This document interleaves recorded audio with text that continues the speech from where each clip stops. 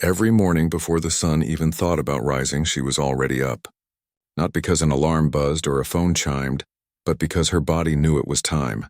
72 years of waking before dawn had turned the habit into something as natural as breathing. She'd shuffle to the kitchen in her worn slippers, light the small stove with steady hands, and boil water for tea. The house was quiet, just the soft hiss of the kettle and the occasional chirp of a bird outside her window. It was a small home, just 2 rooms, a tiny kitchen, and a courtyard where a few stubborn hens sometimes wandered in, but it was hers.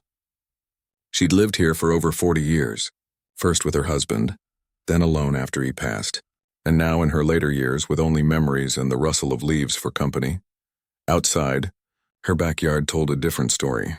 It wasn't much to look at from the road, just a patch of earth behind a low clay wall, but to her it was a treasure. Over the decades, she'd planted fruit trees with her own hands, mangoes that dripped golden sweetness in summer, guavas with thick green skins and pink hearts, and papayas that grew tall and fast, their orange flesh soft as butter. She didn't use fancy tools or chemicals, just compost from kitchen scraps, rainwater saved in old barrels, and patience. Every morning after tea, she'd walk barefoot through the damp soil, checking each tree like a mother checking on her children. A leaf curling? She'd pinch it off. A branch sagging under too much fruit? She'd prop it up with a stick. Nothing went to waste. Even the fallen fruits were fed to the chickens or turned into jam. Once a week, she packed what she could carry into a wooden cart and walked the half-mile to the village market. It wasn't a big market, just a dusty stretch of road lined with tarps, plastic stools, and baskets of vegetables, spices, and handmade brooms. But it was alive. Women haggled over tomatoes. Children darted between stalls with sticky fingers, and the smell of frying samosas mixed with the scent of fresh coriander and diesel fumes from passing rickshaws. She had her usual spot near the banyan tree, where the shade was thick and the ground stayed cool. Her stall was simple, a faded blue cloth spread on the ground, fruits arranged neatly in rows, and a small tin box for money. She never priced them high. "What's the point?" she'd say. "If someone's hungry, they should eat." That particular Thursday started like any other. She'd woken early, fed the hens, checked the trees, and packed 2 dozen ripe mangoes, a dozen guavas, and half a dozen papayas into her cart. The sky was gray, heavy with clouds that threatened rain. Most vendors stayed home on days like this, but she went anyway. "The trees gave," she muttered to herself, "so I'll take them." The walk was slower than usual, the air thick and sticky, but she didn't mind. She liked the quiet before the market woke up. By the time she reached her spot, a light drizzle had begun. She hurried to spread her cloth under the banyan tree and arrange the fruits before they got wet. A few other vendors nodded at her as they set up, old friends who'd shared this patch of earth for years. No one said much. They didn't need to. They knew each other's rhythms like the beat of a familiar song. Morning passed slowly. A few customers came, a woman buying guavas for her sick mother, a boy sent by his aunt to get papayas. But business was thin. The rain kept most people indoors. By noon, her tin box held only a handful of coins. She sipped from her thermos of tea, watching the empty road. Normally, she'd feel a pang of worry. How would she buy flour this month? But today, something felt different. Maybe it was the rain or the quiet or just the way the light filtered through the banyan leaves. But she felt calm, peaceful even. Then she saw them. 3 children, no older than 8 or 9, stood at the edge of the market, barefoot, their clothes damp from the drizzle. They weren't begging. They weren't even looking at her stall directly. But their eyes kept drifting toward the mangoes, wide and hungry. One of them rubbed his stomach. Another licked his lips. They hovered near a puddle, whispering to each other, too shy to come closer. She watched them for a moment. Then, without a word, she picked up 3 of the ripest mangoes, plump, golden, with just the right give when squeezed, and walked over. "Here," she said gently, holding one out to each child. The tallest boy blinked. "But we don't have money," she smiled. "I didn't ask for any." The girl in the middle took hers slowly as if it might vanish. "Really? Really," the grandmother said. "Eat. They're sweet today." The children didn't need to be told twice. They tore into the mangoes right there, juice running down their chins, eyes closing in delight. She stood and watched, her heart swelling in a way it hadn't in years. One of the boys looked up mid-bite and said, "Thank you, Dottie," using the word for grandmother that every child in the village knew. She patted his head. "You're welcome, Beta." She went back to her stall and sat down, sipping her now cold tea. The rain had stopped. A sliver of sun broke through the clouds. She didn't think much of what she'd done. It was just fruit after all, and the trees would give again. But something about those children's faces, the way their eyes lit up like Diwali lamps, stayed with her all afternoon. As the market wound down, she packed up what little was left, just a few bruised guavas and one lonely papaya. She didn't mind. The cart felt lighter on the walk home, even though it was emptier.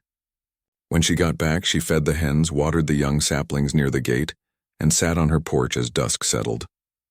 The air smelled of wet earth and jasmine. Somewhere down the lane, a radio played an old film song. She didn't know it yet, but that small act, 3 mangoes given freely on a rainy market day, was about to ripple through the village in ways she could never imagine. But for now, in the quiet of her courtyard, she simply felt glad. Glad that the trees had given. Glad that the children had eaten. And glad in that quiet, humble way only a grandmother can be, that she still had something to share. That evening, as the sky turned the color of burnt orange and the village settled into its usual rhythm of clattering pots and distant cowbells, one of the children who'd received a mango sat cross-legged on a thin mat in her grandmother's courtyard. Her feet were still dusty from the market, and the sweet scent of mango still clung to her fingers. She couldn't stop talking about it. "Dottie gave us mangoes," she kept saying, eyes wide with wonder. "Big ones. And she didn't even ask for money. She just gave them." Her grandfather, a quiet man with silver-rimmed glasses and a lifetime of teaching, etched into the lines of his face, listened from his wooden chair. He'd been the village schoolteacher for over 30 years before retiring, and though he rarely spoke much at dinner, he always listened, especially to children. There was something in his granddaughter's voice, a kind of pure astonishment, that made him pause mid-sip of his evening tea. "Which Dottie?" he asked gently. "The fruit Dottie, the one under the big tree at the market. She has white hair and a blue shawl." He nodded slowly. He knew who she meant. Everyone did. The old woman with the orchard, the one who never raised her prices, the one who sometimes gave a papaya to a tired rickshaw puller or a guava to a crying toddler. He'd seen her many times but never spoken to her. Still, her kindness wasn't news. It was just part of the village's quiet fabric, like the well or the temple bell. But tonight, something felt different. Maybe it was the way his granddaughter kept repeating, "She looked at us like we mattered." Or maybe it was the fact that it had rained all morning. And most vendors had stayed home, yet she'd come anyway, just to share. After dinner, while the family washed plates and the radio played soft folk songs, he pulled out his old phone, not to post anything flashy, but just to send a quick voice note to his son, who ran the small grocery co-op near the bus stop. "Beta," he said in his calm, measured voice. "You remember that woman who sells fruit near the banyan tree? The one with the orchard behind the clay house? Today in the rain, she gave 3 mangoes to some children who had nothing. Not a word about payment. Just gave. I thought you should know." He didn't expect much to come of it. It was just a small thing after all. But in a place where everyone knew everyone, small things had a way of growing. His son listened to the message while stacking sacks of rice. He'd seen the old woman many times. She sometimes traded papayas for lentils at his shop. He remembered how she once brought him a basket of overripe mangoes, before they go bad, even though he hadn't asked. He played the message again, then turned to his wife, who was sweeping the shop floor. "Did you hear about what happened at the market today?" he asked. She hadn't, but by the time he finished telling her, her eyes softened. "We should do something," she said simply. That night, as families gathered on porches and neighbors chatted over shared cups of chai, the story began to travel. Not through loud announcements or social media reels, but through the oldest kind of network, word of mouth. A woman told her sister while grinding spices. A boy mentioned it to his friend while walking home from cricket practice. A shopkeeper mentioned it to a customer buying soap. Each time the story grew not in exaggeration, but in warmth. She gave away her whole stock, someone said, though that wasn't true. But the feeling behind it was, "She's alone in that house, you know," another added. "No one to help her. And still she shares." By bedtime, the story had reached the village WhatsApp group, a modest chain of about 60 people, mostly elders and shop owners. One message read, "The fruit seller at the market gave free mangoes to hungry kids today in the rain. She's the one near the old well. Maybe we should check on her," someone else replied. "She helped my mother last winter when she was sick, brought her guava juice every day for a week." Another, "I saw her fixing the fence around her orchard last week. Her hands were shaking, but she wouldn't let anyone help." No one planned a grand gesture. No one called a meeting. But quietly, naturally, like water finding its level, people began to think, what can I give back? One woman decided she'd bring a sack of rice next week. Another promised fresh milk from her cow. A young man who fixed motorcycles thought about repairing the old woman's broken gate hinge. He'd noticed it squeaking for months. Even the tea stall owner, known more for his sharp tongue than his generosity, muttered to his wife, "Maybe I'll send her a thermos of hot tea tomorrow. She's always up early." None of this was organized. There was no leader, no campaign, no hashtag. It was just a village remembering its own heartbeat, that when someone gives without expecting anything, the right thing to do is to make sure they never go without. Meanwhile, the old woman slept soundly in her small bed, unaware of the quiet stir she'd caused. She dreamed of mango trees heavy with fruit and children laughing under their shade. She didn't know that her simple act, 3 pieces of fruit offered with no strings, had reminded an entire community what it meant to care for one another. The next morning, she woke to the same routine. Tea, hens checking the trees. The rain had left the air fresh and cool. She noticed a few new buds on the youngest papaya plant and smiled. Life went on as it always did, but down the lane things were already changing. A woman tied a bundle of fresh spinach with twine. A man loaded sacks of grain into his pickup. A teenager filled a jar with homemade pickles. No one spoke much as they prepared. They didn't need to. They all carried the same thought in their hearts. She gave when she had little. Now it's our turn. And so as the sun climbed higher, vehicles began to gather. Not at the market, but on a quiet dirt lane most people passed without a second glance. Tires crunched on gravel. Engines idled softly. People stepped out with baskets, bags, and boxes in their arms. They didn't knock. They didn't call out. They just placed their gifts near her gate and stepped back, smiling. Because sometimes the most powerful thanks aren't spoken, they're shown. And in that village, on that morning, gratitude rolled in on wheels carried in hands and bloomed in silence. She stepped out just after sunrise, broom in hand, ready to sweep the dust and fallen leaves from her front yard like she did every morning. The air was cool and sweet from last night's rain, and the hens were already scratching near the gate, clucking softly. She stretched her back, still, stiff from sleeping on the thin mattress, and shuffled toward the dirt path that led to her small courtyard. Then she stopped. Her broom slipped from her fingers and thudded softly into the dust. Her lane, usually empty except for the occasional stray dog or a neighbor's child chasing a ball, was filled with vehicles. Not one or two, but many. A red pickup truck parked sideways near the neem tree, its bed stacked high with sacks. A shiny black motorcycle leaned against the wall, its sidecar brimming with crates. A white minivan idled quietly at the far end, its back doors open to reveal baskets of vegetables. Even a small refrigerated van, the kind that delivered dairy to the town shops, sat parked crookedly near her gate, its engine ticking as it cooled. And people, so many people, stood around, not talking loudly, not pushing or shouting, just waiting. Some held cloth bags, others carried woven baskets or plastic containers. A woman in a green sari stood near the pickup, her arms full of fresh coriander and onions. An older man with a walking stick leaned against the motorcycle, holding a clay pot covered with a banana leaf. A young couple stood near the van, their hands resting on boxes of eggs and milk packets. For a long moment she couldn't move. Her heart thumped in her chest like a drum she hadn't heard in years. Was this a mistake? Had someone confused her house with another? She glanced behind her, half expecting to see a crowd gathered at the neighbor's door instead. But no, everyone's eyes were on her. Then the woman in the green sari stepped forward. She didn't say much, just smiled, walked up to the gate and placed her bundle gently on the ground. "You fed our children when you had little," she said softly. "Now let us feed you." Another man followed, setting down a sack of rice. "My wife made pickles," he said, nodding to a glass jar tucked beside it. She said you'd like the mango ones. One by one they came. The motorcycle owner placed crates of eggs and potatoes near her doorstep.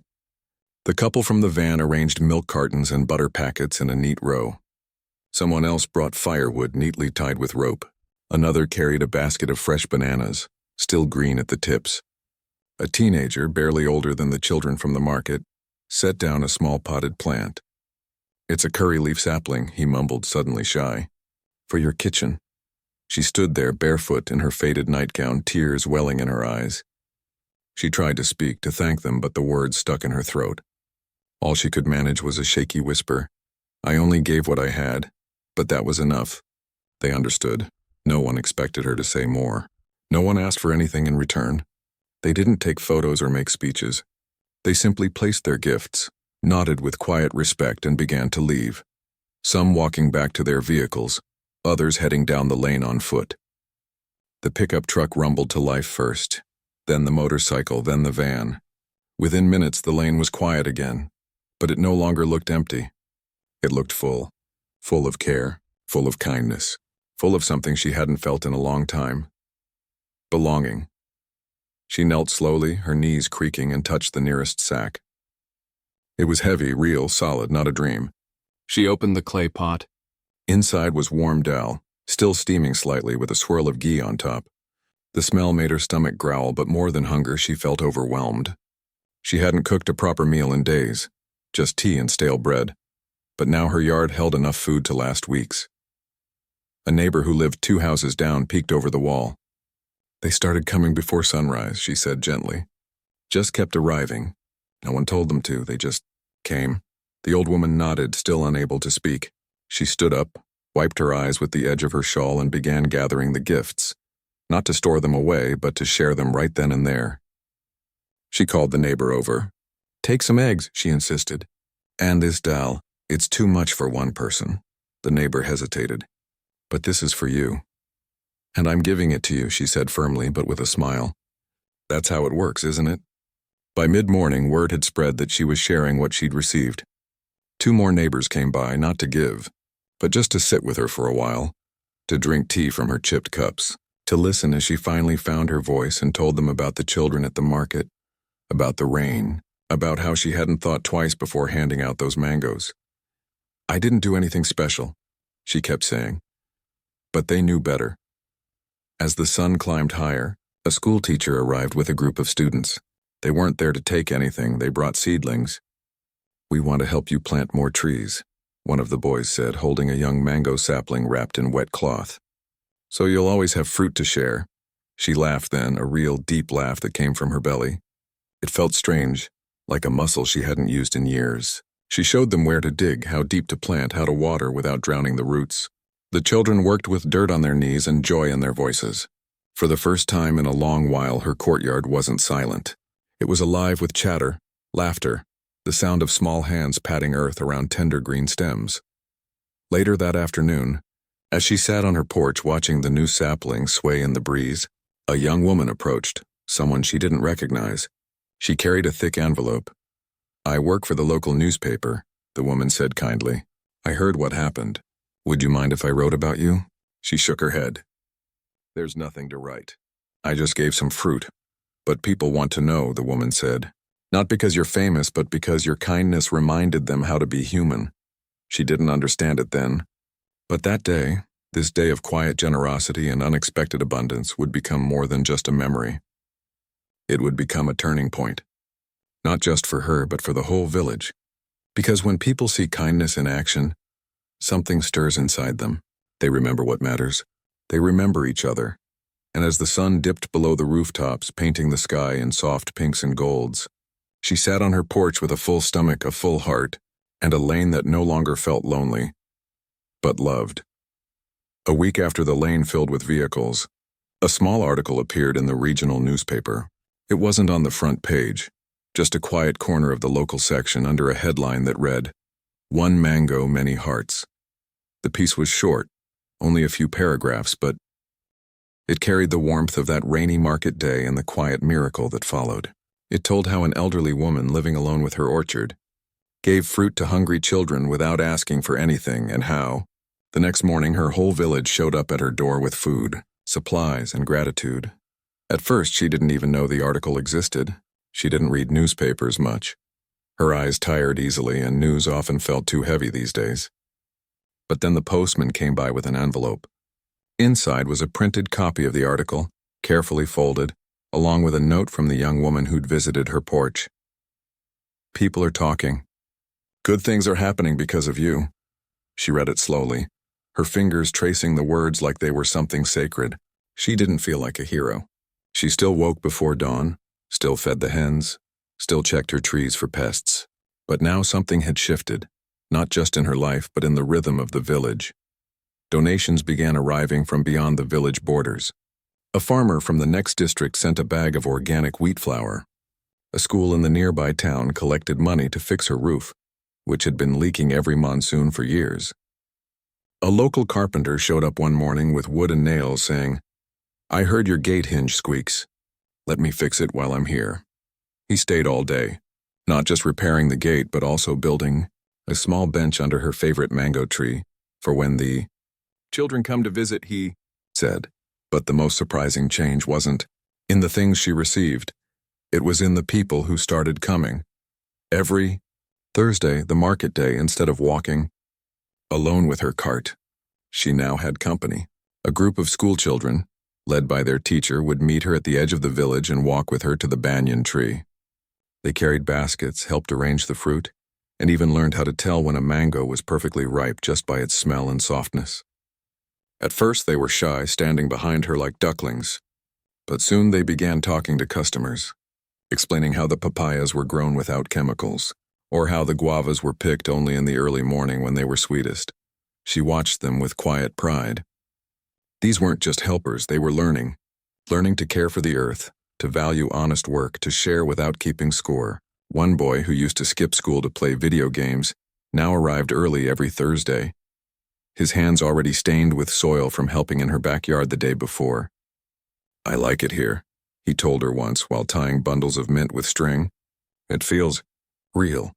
Her courtyard, once quiet and still, became a place of gentle activity. Women from the village started gathering there on Sunday afternoons to make jam from overripe fruits. They'd sit in a circle, peeling, chopping, stirring big pots over a wood fire, sharing stories as the sweet smell of guava and sugar filled the air. Sometimes they'd pack extra jars and leave them at the homes of elderly neighbors who couldn't cook anymore. She didn't plan any of this. She never called a meeting or made a schedule. It just happened, like rain finding its way to dry ground. People came because they wanted to, because in her quiet generosity, they'd remembered something they'd almost forgotten. That community isn't built with grand speeches or big events, but with small, steady acts of care. One afternoon, as she sat on the new bench under the mango tree, watching two girls carefully graft a young sapling, a thought struck her. She wasn't just giving fruit anymore. She was passing on something deeper, something that couldn't be measured in baskets or rupees. She was teaching them how to grow kindness just like she grew mangoes, with patience, attention, and faith that something beautiful would come from it. Even the market changed. Vendors who used to compete fiercely now shared tips: how to keep vegetables fresh longer, where to find the best seeds. A vegetable seller started setting aside a basket of tomatoes each week for the fruit Dottie's kitchen. The tea stall owner began bringing her a hot cup every morning without being asked. "You've earned it," he'd say with a wink. She never stopped sharing. If a traveler looked tired, she offered a papaya. If a mother looked worried, she handed her a guava for her child. But now she didn't do it alone. The children would hand out extra fruit while she rested. The women would send meals when she was unwell. The village had wrapped itself around her like a warm shawl, and in doing so had stitched itself tighter together. One day, a government officer visited. He'd read the newspaper article and wanted to nominate her for a local Unsung Hero award. She politely declined. "I don't need a certificate," she said. "I have what I need right here." She gestured to the courtyard full of children laughing, women stirring jam, a new row of saplings swaying in the breeze. He left impressed, not by her refusal, but by the living proof of what one person's kindness could grow. As the months passed, her orchard expanded. Not just with more trees, though there were now dozens thanks to the schoolchildren's careful planting, but with purpose. It became a place where knowledge was shared, where loneliness was replaced by connection, where even the smallest hands learned that giving doesn't make you poor. It makes you rich in ways money can't buy. She still lived simply. She still wore the same faded shawls, still drank tea from the same chipped cup. But her days were fuller now, not with things, but with people. And in the evenings, as she sat on her porch listening to the hum of conversation and the rustle of leaves, she felt a deep, quiet joy. Not because she'd changed the world, but because she'd reminded her little corner of it how to care. And that, she realized, was more than enough. Profile Quen 3 Max 11. 10 p.m. years passed, as they always do, quietly, steadily, like the slow growth of a mango tree from seed to shade. The woman who once walked alone to market with a wooden cart now rested beneath the very branches she'd planted with her own hands. She lived to be 89, her hair whiter than temple rice, her hands rough but gentle, her eyes still bright with the same kindness that had once offered 3 mangoes on a rainy morning. When she passed, the whole village gathered, not in sorrow alone, but in deep, quiet gratitude. There were no loud speeches, no fancy ceremony, just neighbors bringing food, children placing flowers at her gate, and elders sitting under her oldest mango tree, sharing stories of how she'd quietly changed their lives. Someone brought her favorite teacup and placed it near the trunk, filled not with tea, but with fresh rainwater, so she can still watch over us, a little girl whispered. But what surprised everyone wasn't just how much she was missed, it was how much of her remained. Her lane, once just a dusty path behind clay walls, became a place of gathering. The fruit trees she'd planted, now tall and strong, still bore sweet mangoes each summer, their branches heavy with golden fruit. And every market day, without anyone needing to remind them, villagers set aside a basket near the banyan tree. They called it Dotty's share. Inside, always fresh, ripe guavas, soft papayas, sometimes even homemade jam in reused jars. Anyone who was hungry, tired, or simply having a hard day could take what they needed. No questions asked. The children who once received mangoes grew up. Some moved to cities for work, but many came back on holidays bringing their own kids to sit under the same tree. This is where kindness lives, they'd say, pointing to the orchard. And the new generation learned the same lessons: how to graft a sapling, how to tell when fruit is ready, and most importantly, how to give without expecting anything back. The school made her courtyard part of its weekly routine. Every Thursday, just like in the old days, students walked the half-mile from class to tend the trees, water the new saplings, and pack fruit for elders who couldn't leave their homes. The teacher who'd first brought them now had gray at her temples, but her voice still carried the same warmth when she said, "Remember, this isn't just about fruit. It's about remembering each other." Even the market changed in subtle ways. Vendors still sold their goods, but now, if someone looked hungry, a tomato or a banana would quietly appear in their hand. If a stranger seemed lost, someone would offer directions and maybe a cup of water. No one called it Dottie's way, but everyone knew what it meant. On the anniversary of that rainy market day, the day she gave away 3 mangoes, people gathered under the big mango tree at sunset. They didn't mourn. They celebrated. Women brought sweets made from her guava jam. Men played soft folk songs on harmoniums and flutes. Children sat in a circle listening as elders told the story again. How one woman, with nothing but fruit and a kind heart, reminded an entire village what it means to care. One year, a young boy asked, did she know this would happen? An old man who'd been one of the first to bring rice to her lane smiled. I don't think she thought about what would happen. She just did what felt right. And sometimes that's enough to change everything. Her home was never sold. The village council, with quiet agreement from every family, decided it would stay as it was, a living space for learning, sharing, and growing. The hens were still there, clucking near the gate. The kitchen still smelled of spices and wood smoke. And every morning, someone, usually a student or a neighbor, would sweep the yard, just as she once did. Tourists sometimes passed through, drawn by the story they'd read online or heard from a friend.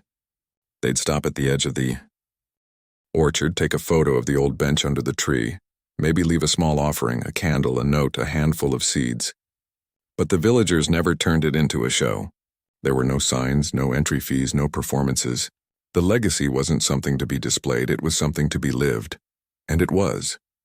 Because long after her hands stopped tending the soil, her spirit lived on, in every fruit shared freely, in every child taught to plant a seed, in every quiet act of kindness that rippled through the village without fanfare. One summer, during a particularly harsh heat wave, when crops failed in nearby fields and many families struggled, the orchard became a lifeline. The mangoes were abundant that year, so plentiful that even after filling Dottie's share every day, there was still enough to dry, preserve, and distribute. Women made mango leather for children. Men pressed juice for the elderly.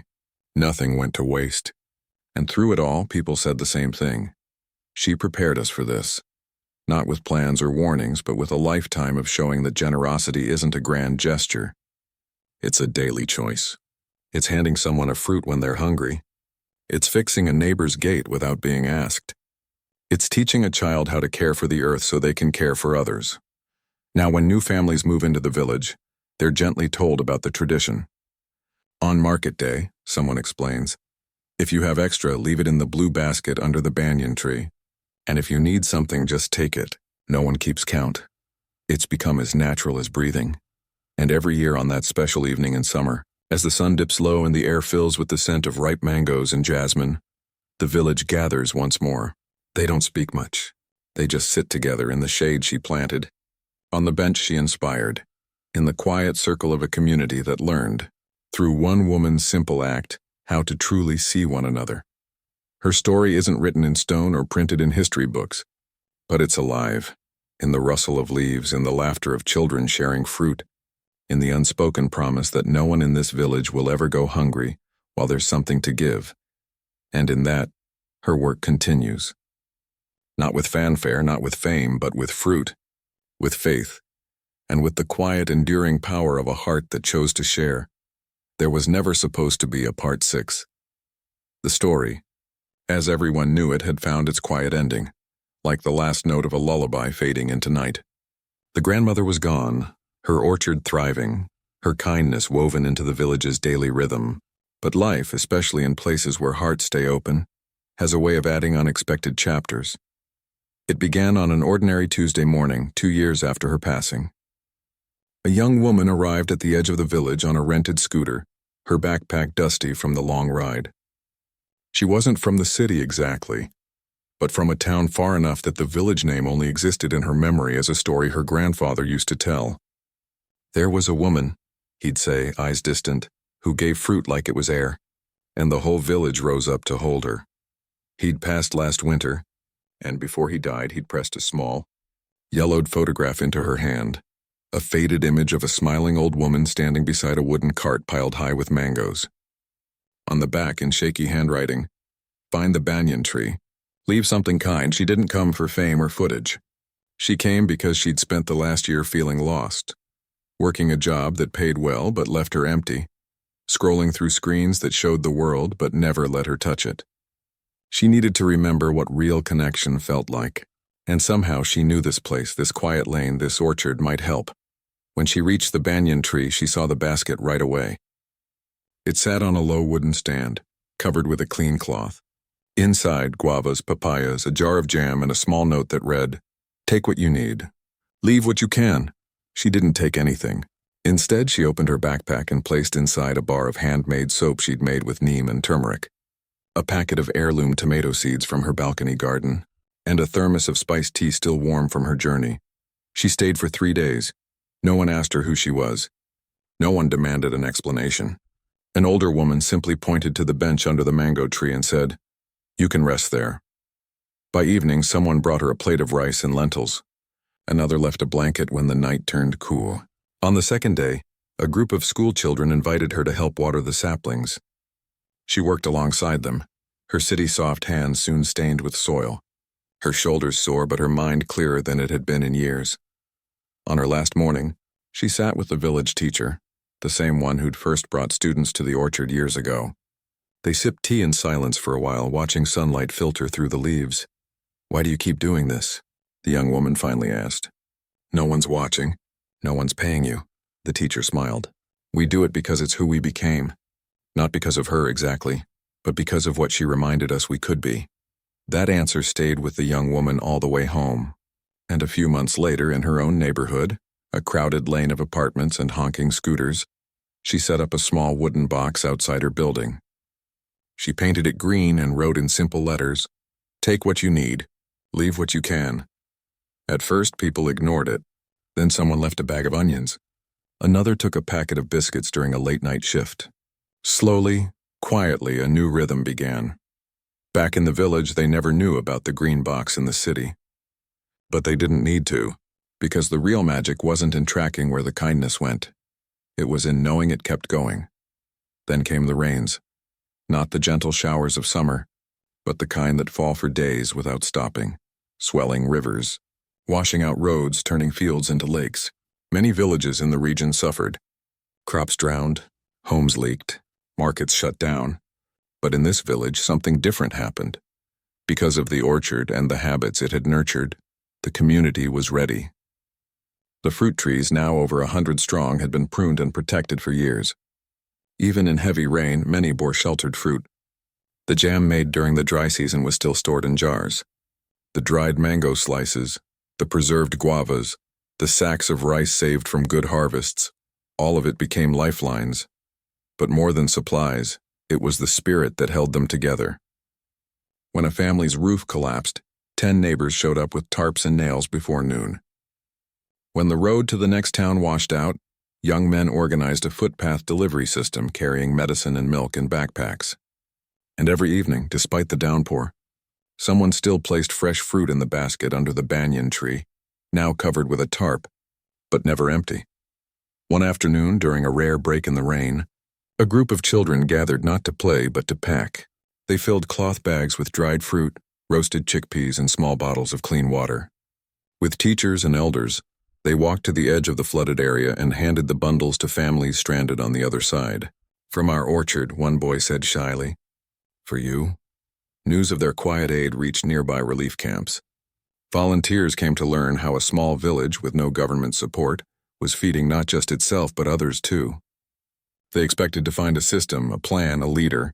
Instead, they found a community where everyone simply knew. If you have, you share. If you need, you take, no shame, no scorekeeping. A documentary team once asked if they could film the orchard. The village agreed, but only if the focus wasn't on the past but on the present. So the camera didn't linger on old photos or tearful memories. It showed hands planting seeds, children teaching toddlers how to peel a guava, neighbors sharing tools after a storm. The final shot was of the basket under the banyan tree, empty one moment, full the next, as if by magic. But the narrator didn't call it magic. "It's just how they live," the voice said softly. Years later, when tourists ask how this place stayed so kind in a world that often forgets, the villagers don't give long answers. They just point to the trees. "She planted these," they say. "We just keep watering them." And so the story continues, not as a memory but as a practice. Not as a legend but as lunch shared with a stranger. Not as history but as habit. Because the greatest legacy isn't a statue or a plaque. It's a basket left under a tree, always full, always open, and the quiet understanding that kindness, once planted, never really dies. It just grows new branches, reaches new hands, and feeds the world, one small fruit at a time.